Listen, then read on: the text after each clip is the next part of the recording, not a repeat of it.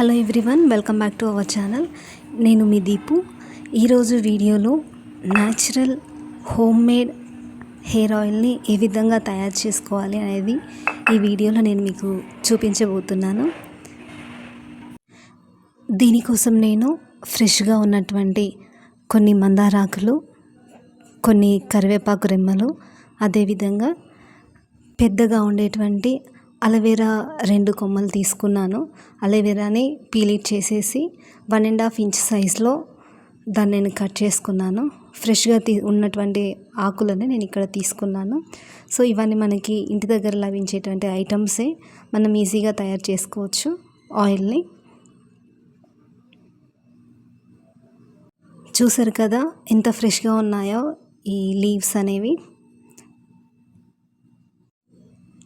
First నేను ఇక్కడ మందంగా ఉండేటువంటి ఒక డేక్షన్ని తీసుకుంటున్నాను. వాటర్ లేకుండా అది కొంచెం హీట్ అయ్యేంత వరకు ఉంచి దాని లోపల ఒక 600 ml ప్యూర్ కోకోనట్ ఆయిల్ని నేను తీసుకుంటున్నాను. ఇక్కడ నేను పారాషూట్ని యూస్ చేస్తున్నాను, పారాషూట్ కోకోనట్ ఆయిల్ని. సో మీరు వాడేటువంటి ఏ ఆయిల్ అయినా తీసుకోవచ్చు, కానీ ఇది కోకోనట్ ఆయిల్ న్యాచురల్ కాబట్టి ఇది బెటర్ తీసుకోవడం. సో నేనైతే ఫస్ట్ నుండి ఇదే ఆయిల్ యూస్ చేస్తాను. నా చిన్నప్పటి నుండి నేను ఇంట్లో ఎప్పుడు రెగ్యులర్గా చేసుకునేటువంటి ఆయిల్నే మీకు ఇక్కడ చూపిస్తున్నాను ప్రాసెస్.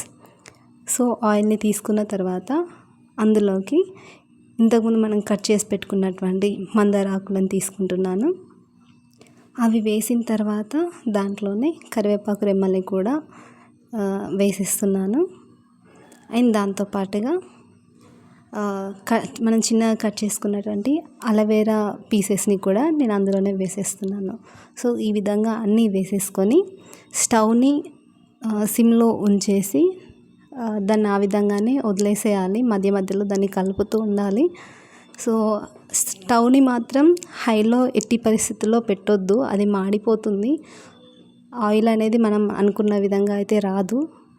సో సిమ్లోనే ఉంచి ఈ ఆయిల్ మేకింగ్ ప్రాసెస్ని మనం కంటిన్యూ చేయాలి.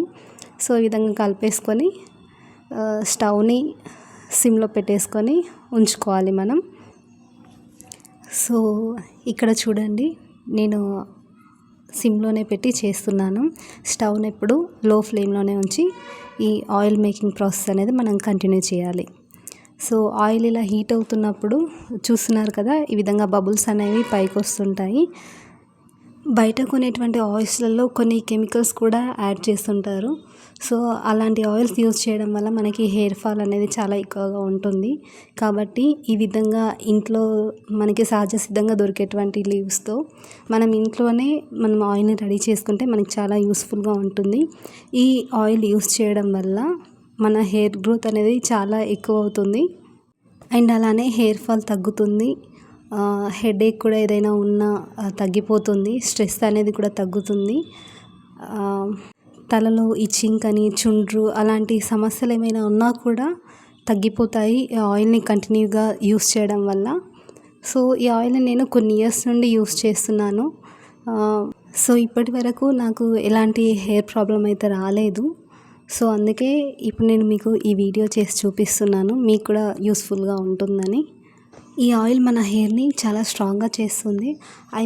మన హెయిర్ రూట్స్ ఉంటాయి కదా, ఆ కుదుళ్ళని దృఢంగా ఉండేలా ఈ ఆయిల్ దానికి చాలా ఇమ్యూనిటీ పవర్ బూస్ట్ని ఇస్తుంది. సో దానివల్ల హెయిర్ ఫాల్ అనేది తగ్గుతుంది. అండ్ ఇంకా మెయిన్ థింగ్ ఏంటంటే, ఈ ఆయిల్ యూస్ చేయడం వల్ల వైట్ హెయిర్ అనేది రాదు. ఆల్మోస్ట్ హెయిర్ అనేది బ్లాక్ కలర్లోనే ఉంటుంది. సో ఈ జనరేషన్లో చిన్న పిల్లల దగ్గర నుండి చాలా వరకు అందరికీ వైట్ హెయిర్ తొందరలోనే చిన్న ఏజ్లోనే వచ్చేస్తుంది కదా. సో ఈ ఆయిల్ని యూస్ చేసినట్లయితే అలా వైట్ హెయిర్ అనేది మనకి రాదు, చాలా వరకు తగ్గుతుంది వైట్ హెయిర్ రావడం అనేది కూడా. ఇక్కడ మందార ఆకులకు బదులు మందార ఫ్లవర్స్ తీసుకోవడం ఇంకా మంచిదండి. నాకు మందారం ఫ్లవర్స్ అవైలబుల్గా లేవు కాబట్టి ఇక్కడ మందార ఆకులను తీసుకున్నాను. మా ఇంటి దగ్గర అమ్మ వాళ్ళ ఇంటికి వెళ్ళినప్పుడల్లా మందార చెట్టు అక్కడ ఉంటుంది కాబట్టి ముద్ద మందారం ఉంటుంది. ఆ ఫ్లవర్స్తోనే నేను ఆయిల్ యూస్ చేసుకుంటాను. సో ఇప్పుడు నాకు అవైలబుల్గా లేదు కాబట్టి ఇక నేను మందార ఆకులను తీసుకున్నాను. అండ్ అలానే మీరు ఇందులోనే మెంతుల్ని కూడా యాడ్ చేసుకోవచ్చు. అది కూడా మన హెయిర్‌కి చాలా మంచిదండి. ఇప్పుడైతే ఇందులో నేను తీసుకోవట్లేదు. అవి నాకు అవైలబుల్‌గా లేవు కాబట్టి అవి తీసుకోవట్లేదు. సో చూసారు కదా ఆయిల్ వచ్చేసి ఏ విధంగా కలర్ చేంజ్ అయిందో, ఆ విధంగా గ్రీన్ కలర్ వచ్చేంత వరకి మనం చేసుకోవాలి. మనకి ఆ కన్సిస్టెన్సీ వచ్చింది కాబట్టి నేను స్టవ్ ఆఫ్ చేస్తున్నాను. మీరు కూడా ఆ విధంగా ఉండేలానే చూసుకోవాలి. అలోవెరా కూడా బ్రౌన్ కలర్‌లోకి వచ్చింది కదా! సో చాలా వరకి అందరూ ఆయిల్ మొత్తం బ్లాక్ అయ్యేంత వరకి హీట్ చేస్తారు. ఆ విధంగా చేయకూడదు.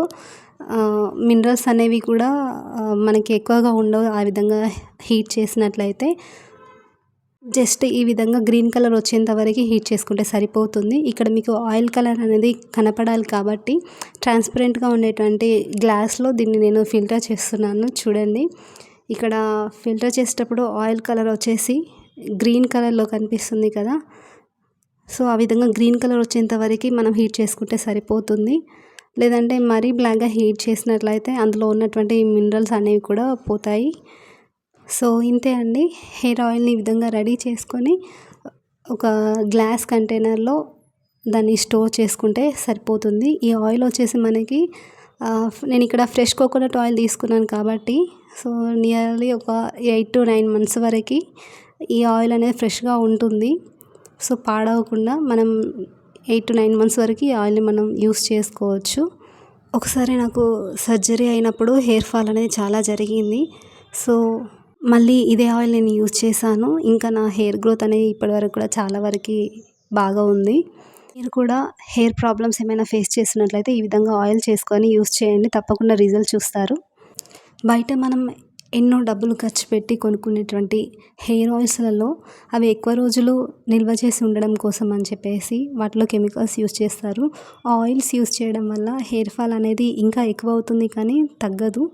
సో ఇంట్లోనే మనకి ఇంటి దగ్గర లభ్యమయ్యేటువంటి ఈ ఐటమ్స్‌తో మనం హెయిర్ ఆయిల్‌ని ఇంట్లోనే రెడీ చేసుకొని యూజ్ చేసుకున్నట్లయితే మన హెయిర్ గ్రోత్ అనేది ఎక్కువ అవుతుంది. హెయిర్ ఫాల్ ఉండదు.